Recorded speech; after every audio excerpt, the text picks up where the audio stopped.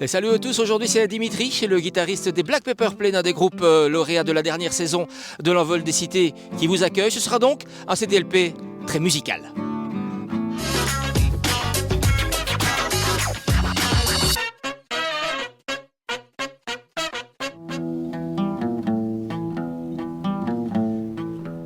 Vendredi dernier, en Orient comme en Occident, on a fêté la musique. C'est justement le métissage des musiques orientales et occidentales que nous propose Salam Rock.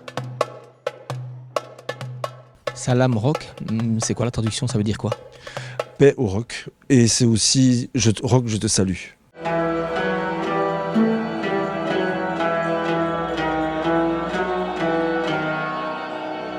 I see a line of cars and they're all painted black. Là-bas, nous sommes allés voir les étoiles et chercher nos âmes. C'est signé Mick Jagger. Transporté aux portes du désert face au vent des Saouira, des légendes comme Jagger, Brian Jones, John Lennon, Jim Morrison, Robert Plant et d'autres se sont rendus au Maroc alors qu'ils écrivaient les plus grands morceaux de l'histoire. Ils sont partis chercher plusieurs choses. La première chose, c'est qu'ils sont partis chercher le soleil, puisqu'ils viennent d'Angleterre et que le soleil en Angleterre, ce n'est pas vraiment la denrée la plus répandue. Ensuite, ils sont partis chercher ce qu'ils croyaient être la liberté sexuelle, qui était fort recherchée à l'époque, étant donné que l'Angleterre était, elle, par contre, extrêmement rigoriste. Et ensuite, ils sont partis chercher la drogue, du hashish et le genre de choses qui étaient aussi illégales en Angleterre. Et ça, ils en ont trouvé. Et la quatrième chose, qui a été à l'initiative du spectacle qui est ici, ils sont partis faire une certaine recherche spirituelle. This is Abdullah. Abdullah. Hada Mick How are Jagger. you?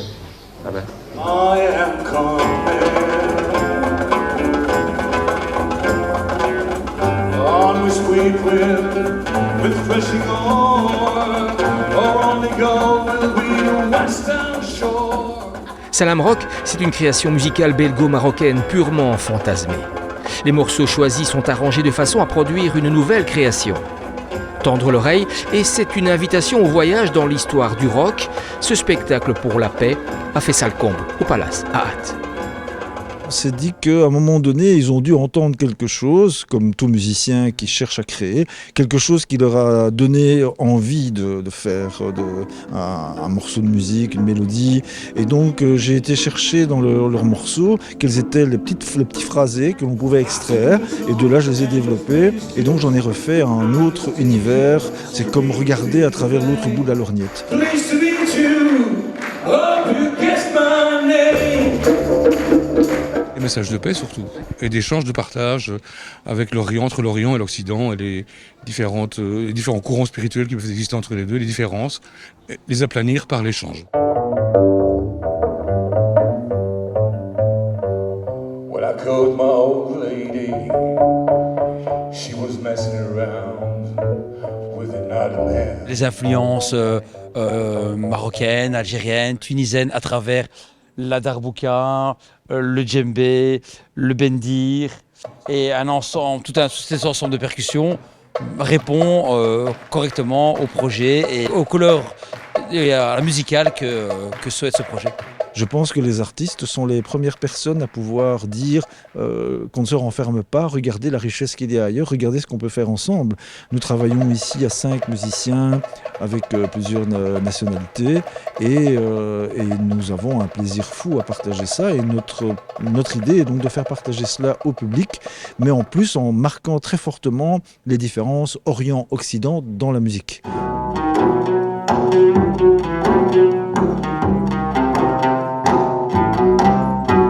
Pendant 2 heures, Rakia, Jeff, Fred, Philippe et Mehdi vous invitent à un aller-retour entre Orient et Occident. Ils vous emmènent dans la dynamique de rapprochement interculturel entre les peuples.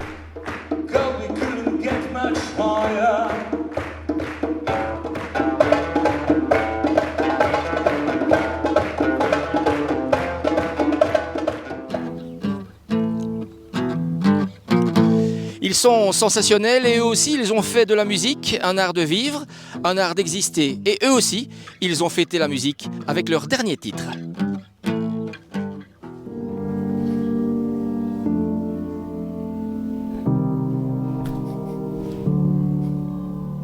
Je voudrais qu'on m'aime, qu'on me comprenne. Ça, c'est les 2 premiers mots du refrain.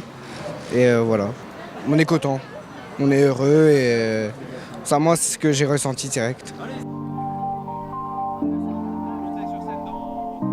On vient faire du rap, on va envoyer du lourd. On a décidé pour une fois de commencer par les meilleurs et je vous propose de faire un top au sensationnel.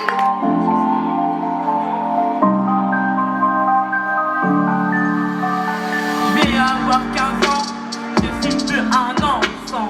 On dit même que je suis un adolescent. Wesh, wesh. Quand ils ont pu entendre ce que ça donnait sur musique, ils ont vraiment été très émus. D'ailleurs, ils n'ont pas trouvé les mots. Il y a vraiment eu des larmes. On a eu des vraies réactions d'étonnement. Ils n'étaient pas du tout préparés à ce que ça donne ça. C'est surtout la classe de dernière année dysphasique qui a écrit le texte de cette année pendant le cours de français. Alors, le thème a été choisi durant le cours de CPC, donc de citoyenneté. Je voudrais qu'on m'aime, qu'on me comprenne, même si je ne suis pas comme toi. Je voudrais qu'on... Alors c'était comment? C'était terrible. On a mis le feu, Ça s'est il bien pleut, passé. mais on a mis le feu quand même. Moi j'adore la 3e. J'ai trop aimé en fait. Mélina, c'était ta dernière scène?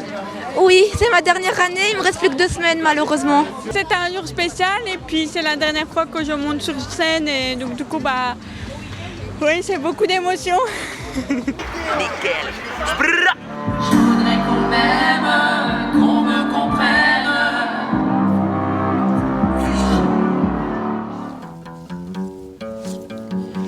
Les techniques de haute lisse, c'est aussi tout un art. Direction les ateliers tournésiens de la tapisserie et coups de projecteur sur le métier de lissière et pourquoi pas le métier de lissier.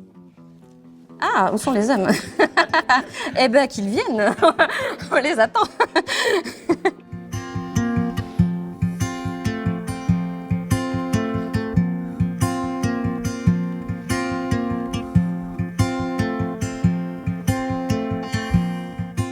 Au XVe siècle, Tournai était la capitale de la tapisserie. Il y avait plus de 250 lissiers, que des hommes. Et ici maintenant, toutes les lissières sont des femmes. Moi je tisse, je suis lissière. On peut dire aussi tisserande, mais c'est surtout pour des métiers basse lisse. Donc là c'est plutôt un métier haute lisse, donc on dit lissière.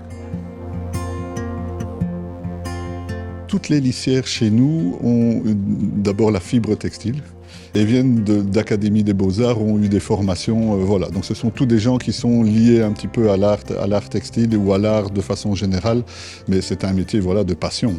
Si on n'a pas la passion, on ne pourrait pas faire ce métier-là. Ici nous avons nos fils de chaîne qui sont séparés en 2 nappes de fil par un bâton de croisure.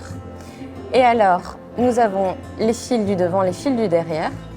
J'actionne une pédale qui actionne elle-même les lisses, d'où le terme lissière. Et alors du coup, quand j'actionne la pédale, les fils de devant se retrouvent à l'arrière. Et comme ça, je peux prendre plus facilement mes fils qui se trouvent à l'arrière. Je prends les fils à l'avant et ici, je prends les fils à l'arrière. C'est unique à tourner. Vous ne trouverez ça nulle part. Ici, nous avons spécifiquement des pédales qui nous permettent en fait d'avoir les mains libres pour tisser. Et en même temps, on va actionner nos pédales avec les pieds. Comme ça nous laisse les mains beaucoup plus libres pour pouvoir travailler. Actuellement, on est une vingtaine de personnes en comptant les lissières qui tissent, les conservatrices, restauratrices qui conservent les tapisseries anciennes, les teinturiers et l'administration, voilà, une vingtaine de personnes. Ici, vous êtes dans la partie production et puis à côté, vous avez la partie restauration-conservation où là, on travaille sur tous les textiles anciens. Tapisserie, bannières, vêtements liturgiques, drapeaux, voilà. Tandis que dans cette partie-ci, c'est vraiment de la production de tapisserie.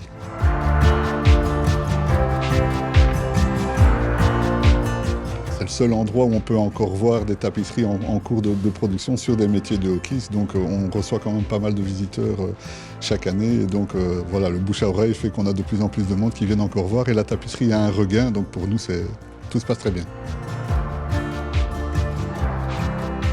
Quand je pars dans un sens, je prends les fils, par exemple paires, je passe mon fuseau. Ensuite, je tasse. Et alors j'appuie sur ma pédale et alors je prends les fils impairs et je passe dans l'autre sens. Les fils se croisent. Les fils se croisent tout simplement. Je suis une œuvre d'un artiste et donc du coup le carton se trouve à l'arrière et moi je suis simplement le modèle. Ici nous travaillons en laine mais ça dépend de l'artiste, on peut avoir des demandes plus spécifiques. Donc si par exemple on travaille sur un projet beaucoup plus fin, on peut travailler avec de la soie et si on travaille sur un modèle plus brut, on peut aussi, l'artiste peut demander aussi qu'on travaille avec du lin donc, ou d'autres matières évidemment en fonction des demandes de l'artiste. Quand on aura fini complètement le projet, on aura la tombée de métier, donc ce sera la toute première fois qu'on verra l'œuvre en entier. Et donc c'est un petit jour de fête, parce que personne encore n'a vu le travail en entier. Et ensuite, il y a encore le travail des finitions, où on vient replier les lisières, où on vient vraiment peaufiner le travail pour le rendre à l'artiste. Donc ça va durer facilement, on compte 1 an et demi, 2 ans. C'est un métier vraiment qui tend à disparaître.